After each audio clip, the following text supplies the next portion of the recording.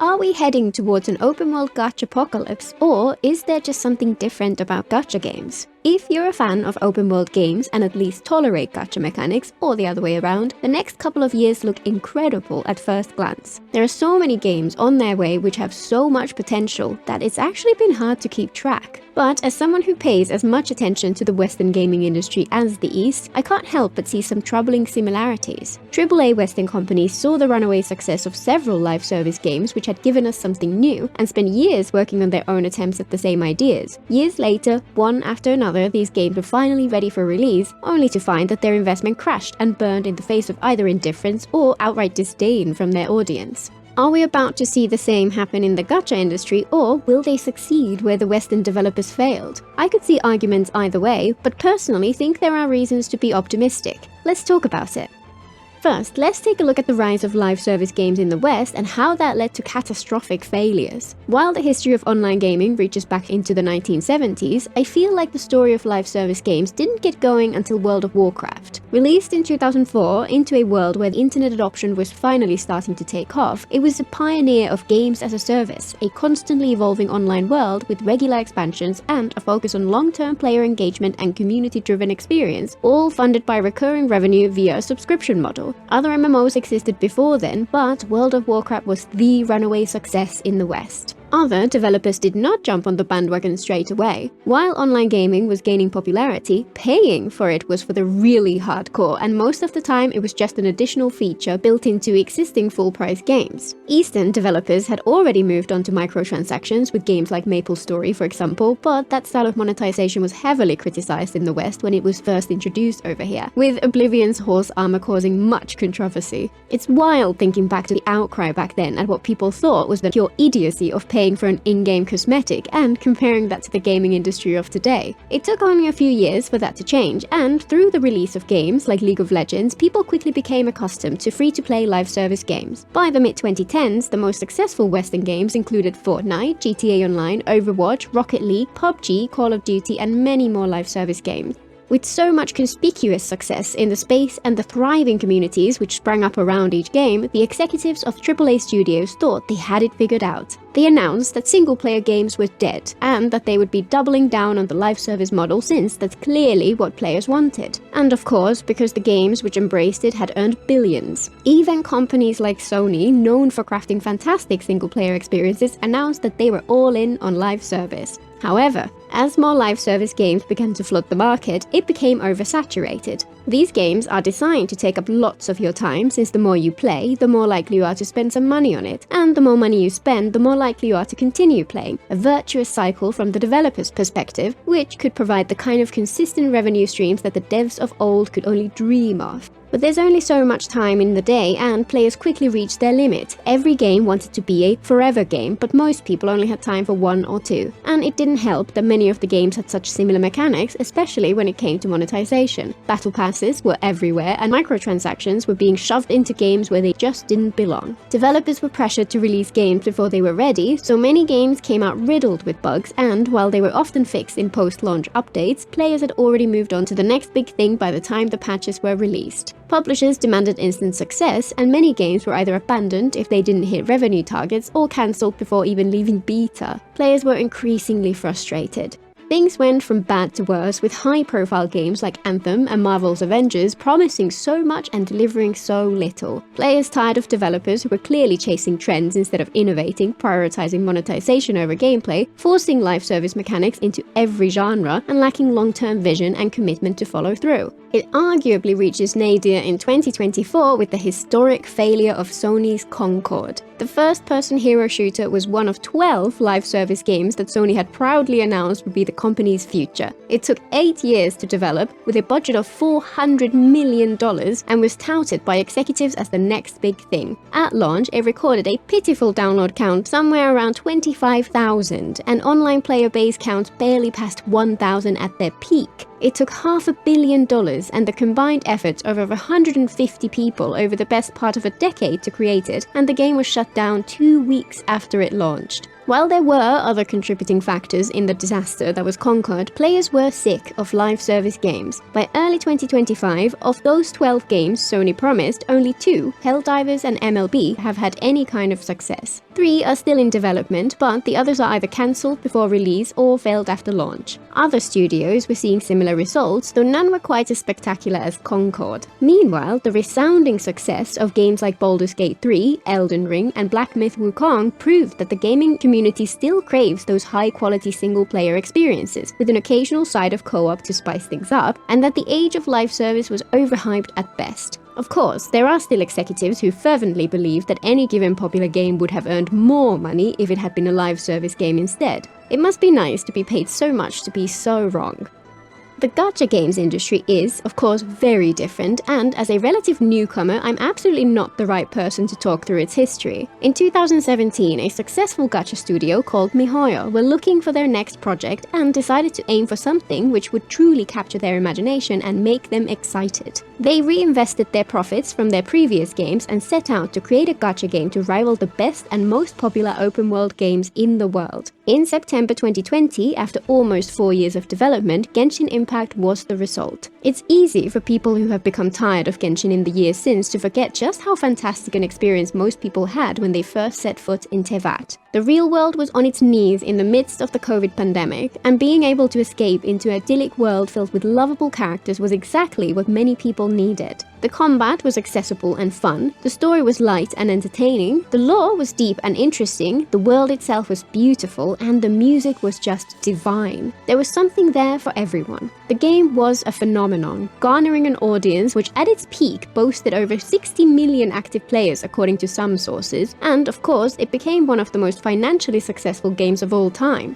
Interestingly, miHoYo was not the only studio who came up with that idea around that time. A company called Hotta Studio began producing Tower of Fantasy, their open-world gacha game, in 2018, just a year after Genshin's development began. It released in 2021, and while there was a lot of hype around its launch at the potential for some competition for Genshin, the game ended up failing to capture anywhere near the audience which its competitor had sucked in. Many felt it was low quality in comparison, so while it retained enough of a player base to become sustainable, for most it faded into relative obscurity.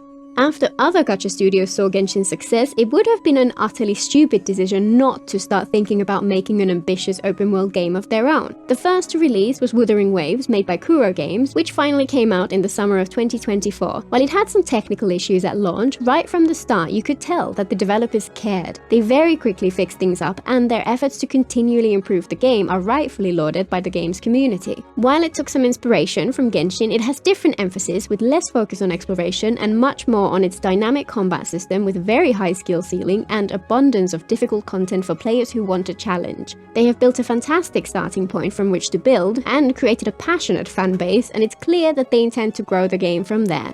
Another very different take on open-world gachas from the same timeframe is Infinity Nikki, made by Endfield Games. It started development in 2019 and was released towards the end of 2024. In stark contrast to Wuwa, Nikki leans heavily into exploration gameplay with its beautiful and colorful fantasy world filled with secrets, puzzles, and platforming, while its combat is very basic. Unlike all the other games we'll talk about here, its gacha system doesn't grant you access to new characters. Instead, you pull for clothes, hairstyles, and accessories, which are key to several of the core mechanics of the game. I adore this game, and every single thing about it is just a perfect fit for me. A great example of how there may be huge untapped audiences which have been largely ignored by all the other game studios.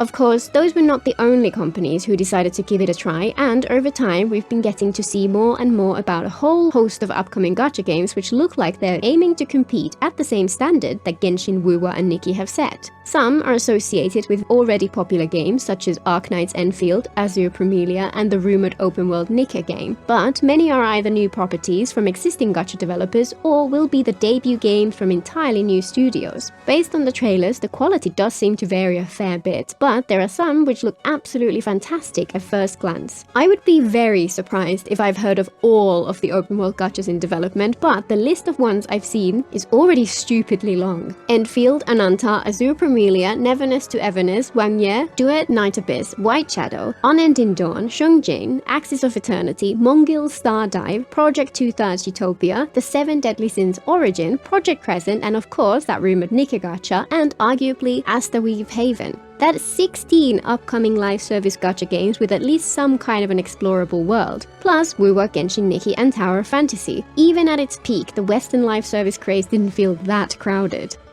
I don't know about you, but I don't think I'll have the time to play all of those every day. That list is ridiculously long, especially since so many of them are expected to release within the next year or two, so the possibility that the gacha industry is making the same mistake as the Western live service industry is undeniable. The arguments for looking at it from that perspective should be pretty obvious at this point. However, as I mentioned earlier, I'm actually pretty optimistic for a number of reasons.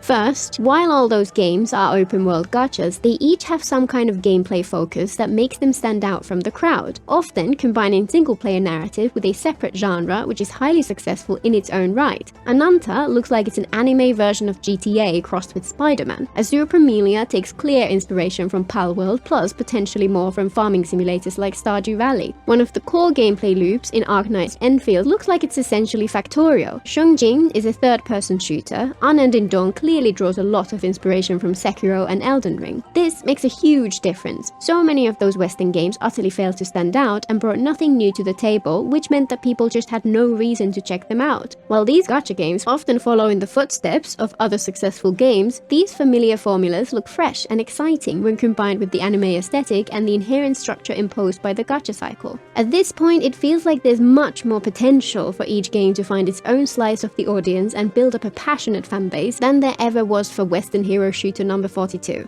Another key detail is that for the most part, these gacha games look like they'll have at least some focus on a single-player narrative. Many Western live service games tended to focus on multiplayer gameplay alone. That gets incredibly stale when copied, and the lack of any narrative soul made it hard for each game to build its own identity. People crave fresh stories and will do so until the end of time. The gacha revenue model in most of these games will be centered around characters, so while this does impose restrictions which shape their narratives, their incentives are structured in a way which encourages them to keep the story interesting. Regardless of the questionable quality of gacha narratives, at least there's something there which can make each one feel unique. And since each of the games stands out from one another due to the diversity we just covered, it makes the story each one will tell seem even more intriguing.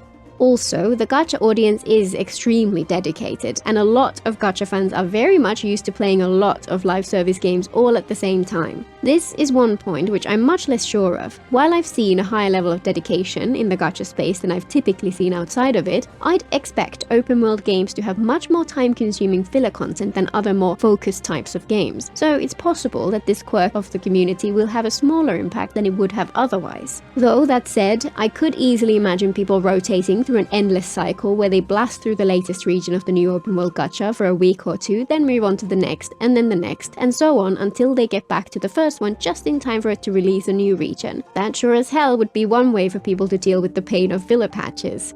More importantly, the biggest reason for optimism is the sheer revenue potential of gacha games. Even in an era where Western games are rife with microtransactions and their own flavor of gacha in the form of loot boxes, only a few have managed to compete with the revenue per dollar invested that the average gacha game commands. The gacha community are accustomed to spending, the gacha sea is full of whales, and the developers are not afraid to hunt them. And there are a whole host of smaller spenders too. It'll be fascinating to see how this plays out. Will total revenue across all gachas increase, or will they each take a slice of the money people are already spending on existing games? And how many of these new games will carve out enough of an audience that they can remain viable in the long run? And along those lines, there's also the looming question of how this massive increase in competition will change the behavior of the current kings of open-world gachas. In addition to all these open-world games, the audience's attention is also split with other gachas like Honkai Star Rail, Zenless Zone Zero, Punishing Grey Raven, Love and Deep Space, and of course all the non-gacha games too, not to mention anime, films, and TV. Competition is a great thing for us as players, since it means that games like Genshin, which could previously take much of their audience for granted, may be forced to innovate, and if they don't, they may just end up losing out to the new kids on the block. Though with that in mind, I, for one, do not look forward to the tribalism that the community may end up falling into. Everyone has different tastes, and we should hope that there's space in the industry for games which cater to each segment, rather than just one game to rule them all. While it feels unlikely that there will be enough room for all of them to thrive, chances are that just means the best will win out. I'm excited to get my hands on so many of these games. So many of them are a mashup of gameplay that I've enjoyed in the past with a visual style that I've come to absolutely love, and there's so much potential for them to be incredible. If one or more of these upcoming games can be as big a hit as Genshin and reach beyond the gacha community, the entire genre could benefit from the new players it brings in. While we've only seen a little bit of it, Ananta looks like it may just have that level of appeal if they're able to release it before GTA 6 comes out. Open world exploration with gripping story is the combination which I love the most in games. So while this list of upcoming titles is daunting, I'm absolutely here for it. Let's just hope that some of them are even half as good as they could be. Until next time!